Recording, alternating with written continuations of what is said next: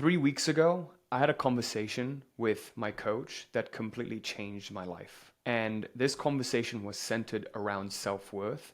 And I had always thought that I felt good enough. But the wounds from my past just ran so deep. It was so unconscious that it wasn't even available for me to see. And I finally started to realize why certain things in my life have happened the way that they have and why I've never felt good enough, no matter how much I achieved, and how I always found a way to sabotage what I had achieved and just hit this revenue barrier in my business. So in today's video, I share with you my biggest realizations around self-worth, the biggest blind spots people have when it comes to self-worth, and two main exercises that you can do to not only uncover these blind spots, but also actually increase your self-worth and what can happen when you do.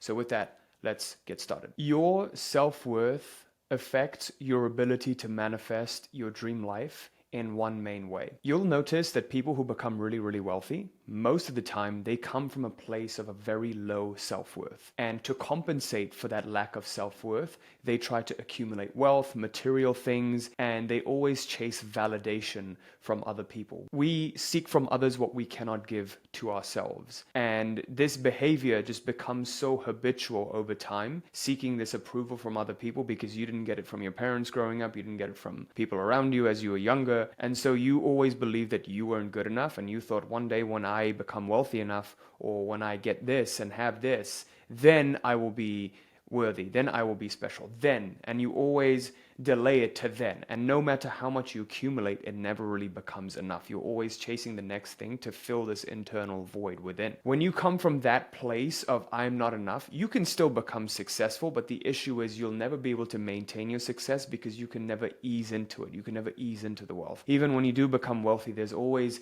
the fear of losing it. Even when you gain something, there's always the fear of its loss. You're always on your toes. You're never fully comfortable in your skin and being who you are. On the contrary, if you have a very good sense of self-worth, you genuinely become fulfilled with your life. And now a lot of people think like, oh, okay, if I become fulfilled, then I won't chase success, then I won't be successful, it won't make me work hard. Now, what if there were another paradigm where you didn't have to chase all the time and grind, but you could be as you are and just attract all the wealth that you wanted? Think about people who make it really, really high up, like Warren Buffett or Charlie Munger. And these people, they're kind of playing a game, like Elon Musk. He doesn't care about money. Money is it's just an ancillary thing. He's not chasing money. Money's a byproduct of him chasing his vision. And again, Elon Musk doesn't have the best childhood. He also got bullied, but he's always focused on the vision and in creating value and just playing the game and playing a fun game that he attracts all of the wealth as a byproduct. So if you come from a place of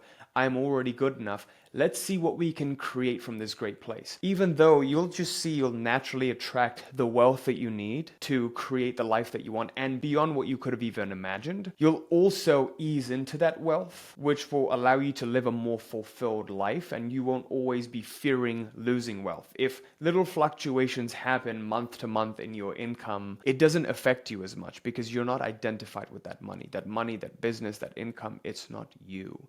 It's something that you have. A couple of weeks ago, I was working with one of my coaches, a coach who specializes in doing shadow work. He told me that, hey, there's something in your childhood that's making you not feel good enough, because I would always notice that when I would become successful, I would have a really good month. I would also then, a couple months later, have bad months, and it would affect me so much because I was so deeply identified with the business. The business defined me instead of me defining the business. But also I was having trouble in my relationships. I was having trouble in my marriage, where, I just wouldn't give my wife permission to be who she is because I didn't feel comfortable. I always felt a little bit insecure. And I always noticed that everything in my reality was just coming alive as a result of my insecurity. So what he told me to do was speak to my parents, because he felt like there was something in my childhood around my parents leaving. And I told him that my parents had left for a whole year when I was around 3-4 years old. So I called my mom up and I was like, hey, how long did you leave for?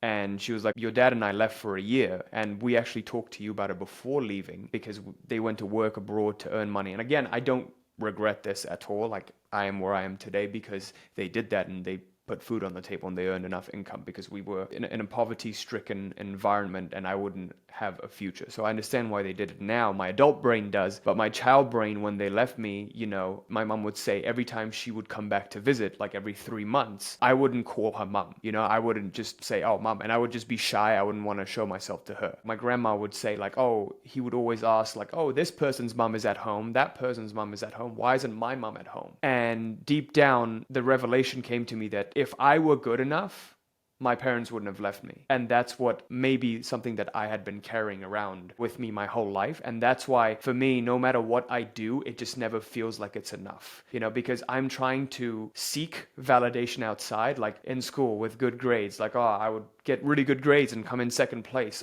You're a piece of shit. It's not good enough. With romantic partners, like, I would have a really good relationship and then find a way to sabotage it. It's not good enough. You're not good enough to maintain it. You're not good enough to get that girl. And I would always keep getting rejected by women because I self-rejected. I would also get bullied because I would self-reject. If I was good enough, I would be hanging out with the cool kids. And there was always something shiny that I was chasing because I was seeking validation from outside because I couldn't give it to myself. I couldn't give that love to myself. I never internally felt like I was good enough. So this realization now that I understand it, I understand what this character's motives are. It's being influenced by that experience in childhood. And now what I've recently come to realize is that event that I attracted in my childhood of my parents leaving, that could have been a karmic propensity. That could have been something unfulfilled from my past life where I didn't feel good enough and I died in one of my past lives not feeling good enough. With that craving feeling in my soul, I passed from that earthly realm. Therefore, my soul reincarnated in this body to attract these particular scenarios where my parents leave me when I'm young, where I get rejected by women, where I,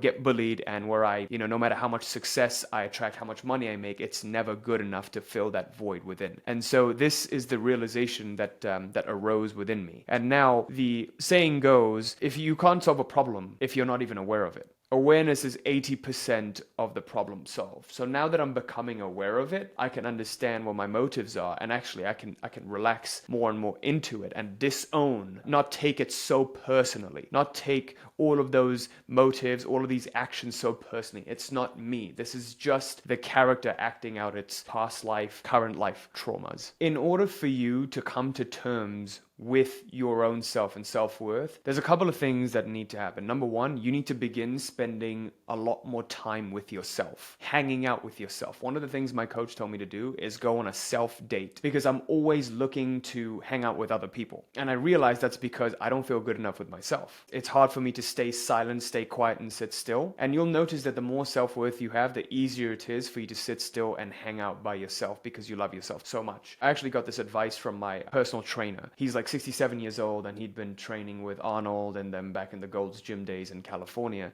And he's like, I always hung out with myself. And you'll always see people who are the most fulfilled. They're just completely content hanging out by themselves. And Richard Feynman said that boredom is a sign of an unintelligent mind, right? So if you're intelligent, you'll never really get bored because you can always keep yourself entertained. There's a lot to explore within yourself. So start spending more time with yourself and understanding yourself. The more you understand yourself, the easier it is to create outcomes in your life because the external world that you see is a reflection of your internal world. So even if it's a simple enough practice as 20 minutes a day, you simply meditating or being with nature, going out on a walk by yourself, even as little as that is good. Every single moment you have in your day-to-day living that you can be alone and be content, be with yourself, do that, hang out with yourself. And I would say at least once a week, find a time to go on a self-date for an hour. You just go out to a restaurant by yourself and just be with yourself. You're taking yourself out. That's number one. The other thing, which I think is incredibly powerful,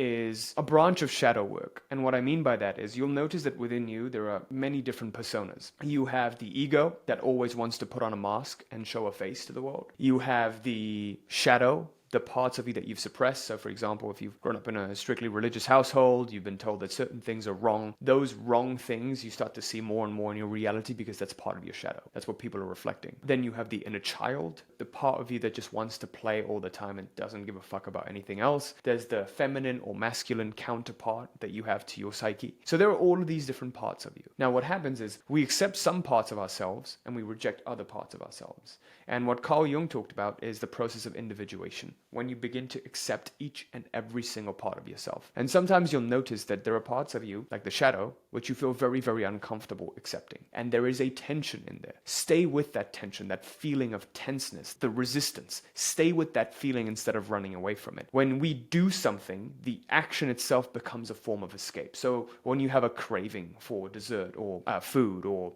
engaging in a behavior that you didn't intend, you find is self-destructive. There is a moment right before you engage in that behavior. The impulse arises and then you react to that impulse. Instead of following that loop, cut it off right there by staying with that impulse, that feeling of discomfort within your body that's making you want to act. Stay with that discomfort. This is the stimulus response cycle that I talk about in one of the videos. So one of our clients, Precious, went through a really tough divorce and became a single mom. And she didn't feel deep down that she was worthy of attracting a partner. And because she didn't feel worthy of attracting a partner, she would go out on these dates and, use dating apps, and she would just find that nothing ever clicked. She wasn't really finding the partner she was looking for. She just didn't feel like anyone was good enough. And that typically happens when you don't feel good enough. That's what's reflected. When we helped her shift her identity to becoming her true self, who she was meant to be, and become comfortable in that, what happened was she naturally got to a place where she just didn't seek a partner anymore. She felt whole and complete by herself. As soon as that happened, she met a man who also had a child, and she had written that down in one of her guides when she started the program, that was one of her intentions, that they have 2 kids together. And now, 8 months later, they have a very fulfilling relationship, and they'd just gone ring shopping, on track to getting engaged. And this is how she brought her ideal partner into her life, by first herself feeling good enough. So if you would like to learn how to reach individuation, have every single part of you be fully accepted and actually have self-worth, you need to learn how to stay with that impulse, how to properly surrender and fully accept every single part of you. And to learn that, you have to understand the stimulus response cycle, which I outline in this video right here. You can just click right here to access this video. It's right on YouTube, completely free to access. So just click right here and it'll take you to that video.